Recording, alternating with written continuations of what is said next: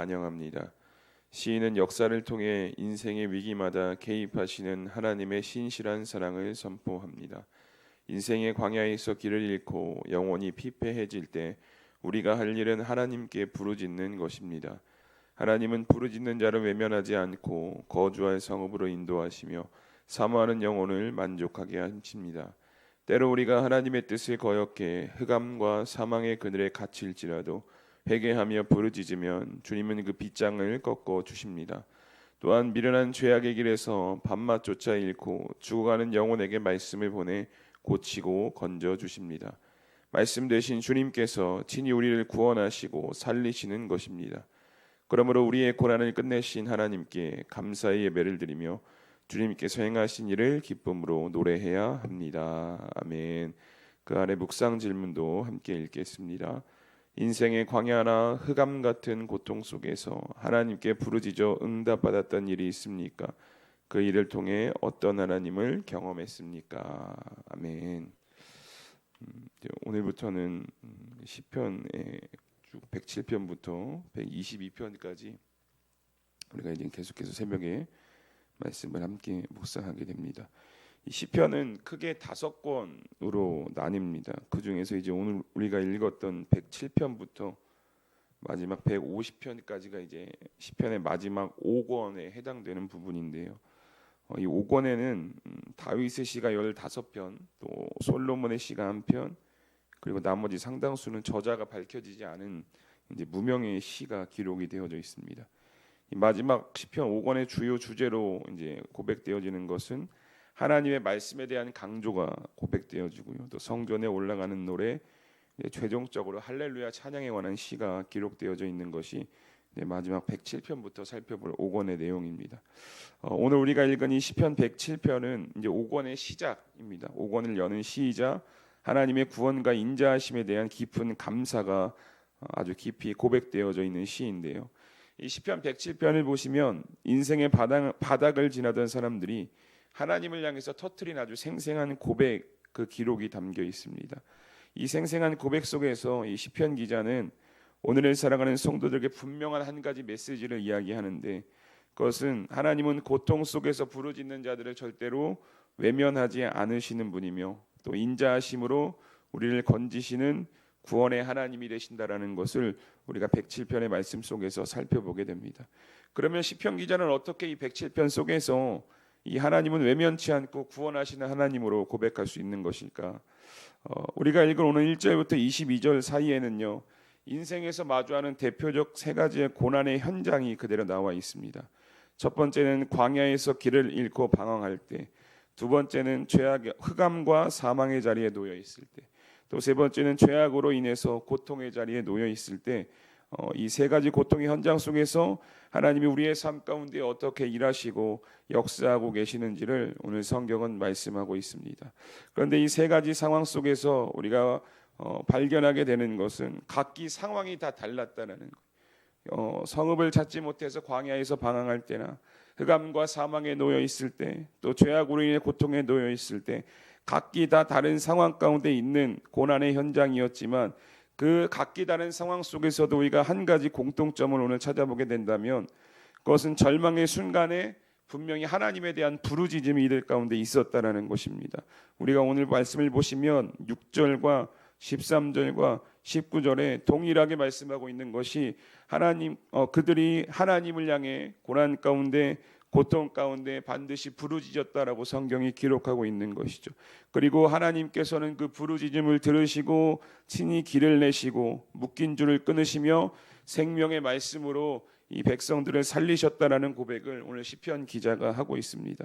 여기서 아주 중요한 것은요, 부르짖었다라는 것입니다. 이것은 오늘날 우리의 말로 이야기하자면 하나님을 향한 기도가 될 수가 있을 것 같습니다. 어떤 상황 가운데서도 내가 어떤 고난의 현장에 놓여 있을지라도, 그것이 혹시 나의 죄로 인한 고통의 자리일지라도 우리가 그 자리에서 하나님을 찾고 하나님을 부르짖으면 하나님은 우리를 절대로 외면치 않으시고 건져내신 분이다라는 것을 오늘 시편 기자의 고백 속에서 우리는 고백할 수 있게 됩니다. 그래서 우리가 하루의 삶 속에서 어떤 상황에 있어서 상황 때문에 기도하는 것을 포기하는 것이 아니라 어떤 상황일지라도 매일같이 하나님을 부르고 매일같이 하나님을 찾을 때 우리는 하나님의 구원의 손길을 삶 가운데서 놀랍게 경험할 수 있게 된다라는 것입니다. 우리가 현실의 어려움 속에 오늘 더 서 계시다면 더 하나님을 찾으실 수 있는 여러분들이 되시기를 바랍니다. 그럴 때 하나님은요 절대로 우리를 외면하지 않으시는 분이시고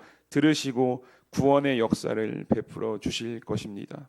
그런데 그 구원의 은혜를 누리는 우리가 그냥 구원의 은혜를 부르짖었으니 누린다 이런 것은 아닙니다. 오늘 말씀을 보니까 반드시 기억해야 할 것이 있다라는 것을 오늘 성경은 이야기합니다.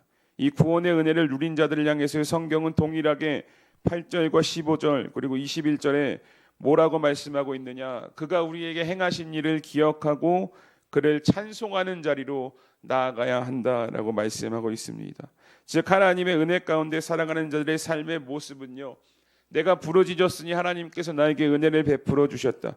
그리고 그 은혜를 받았으니 그냥 끝나는 것이 아니라 그 은혜가 어디서부터 누구로부터 왔고 당연한 것이 하나도 없었다라는 찬양의 고백처럼 우리가 그렇게 믿음으로 그 은혜를 받아 누리며 하나님을 찬양하는 삶의 자리로 나아가야 한다라고 오늘 시편 기자는 우리에게 말씀하고 있는 것입니다. 우리가 예배 시작 전에 함께 고백했던 이 은혜라는 찬양처럼 우리가 삶에서 누리는 것은 하나님께서 베푸신 은혜이지 당연한 것이 하나도 없었다라는 사실을 오늘 하루 우리가 삶에서 기억하시면서 오늘 하루의 삶에서 나를 구원하시고 나를 고치신 그 하나님을 찬양하는 찬양의 자리로 우리가 나아갈 수 있어야 한다라는 것입니다. 오늘 하루 우리에게 베푸신 은혜가 무엇이었는지, 지난 7개월 동안 우리에게 허락하신 은혜가 무엇이었는지를 다시금 기억하시면서 오늘도 삶의 자리에서 우리를 구원하셨던, 우리를 구원하신 그 놀라운 하나님의 은혜를 삶으로 찬양할 수 있는 우리 수암교회 성도님들이 되시기를 주님의 이름으로 이 시간 축복합니다. 우리 다시 한번 공동체 성경 읽기로 시편 107편 1절부터 22절까지의 말씀을 함께 읽도록 하겠습니다. 제5권 제107편.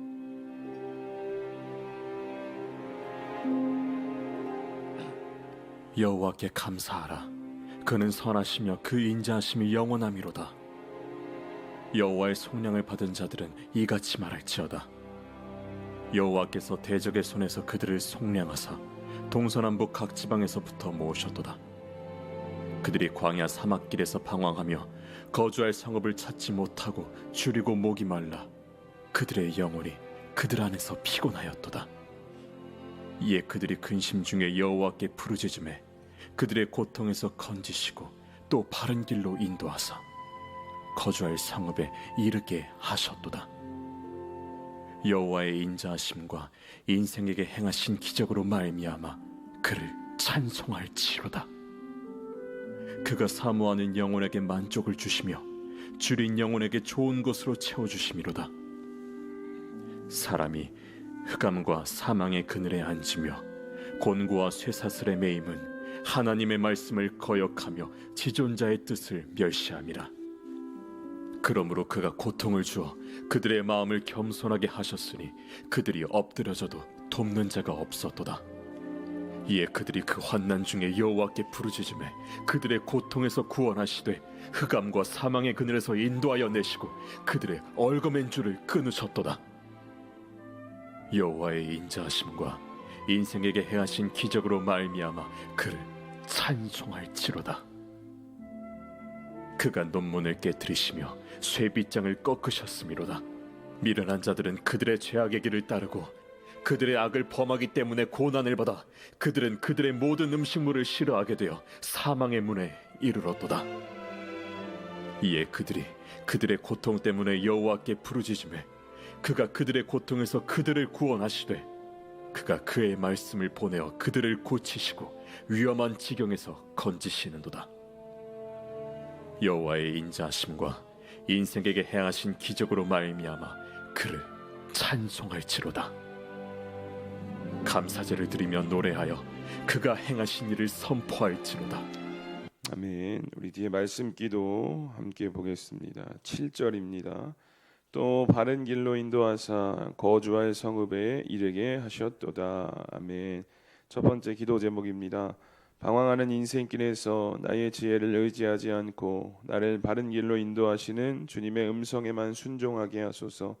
사모하는 영혼에게 만족을 주시는 주님을 매 순간 갈망하며 세상이 헛된 것이 아닌 주님의 은혜로 내 영혼을 가득 채우게 하소서. 아멘. 두 번째 20절 말씀입니다. 그가 그의 말씀을 보내어 그들을 고치시고 위험한 지경에서 건지시는도다. 아멘. 두 번째 기도 제목입니다.